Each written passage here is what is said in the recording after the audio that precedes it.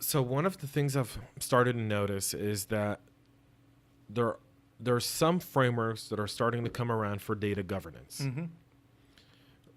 Have you seen these frameworks, and do you think they cover enough? Because I mean, I've seen them where they talk about different people in the organizational body. They kind of break it down into three different things, which is really you think people, process, technology, Yep. but this is more going like people, rules, Right. and processes. Yep. They're kind of ignoring the technology piece. Is that kind of the whole thing? Is that data governance is kind of isolated from technology? It's just, hey, we're about people, processes, and rules. We're not about the technology. We don't really care for technology. Yeah, I mean, I think part of that mindset or how things are shifting is just that the technology landscape's moving so fast, right? Right. The tools, the vendors, it's constantly changing. So companies want, they want to be able to scale, right? And these tools are interchangeable at this point.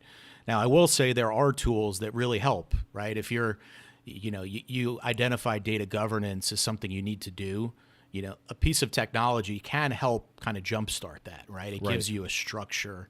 It gives you a means to kind of start to build your program.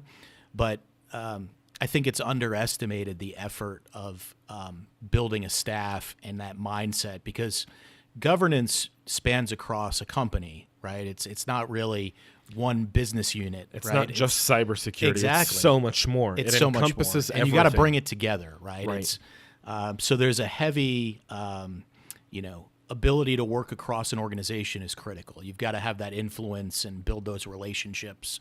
And you're always selling it, because if you think about it, if I'm working with the technology team, right, I'm trying to get them to buy into governance, technology is really their day job, right? They're not thinking about governance. Correct. Now, the good thing is there's a lot of good governance activities going on in an organization that just aren't identified as governance, right? Right. So a lot of companies do governance. They might they might not call it that, right? And I think, having a data governance person, actually a staff, kind of helps formalize that and bring that together to kind of define the governance activities that are happening and manage it.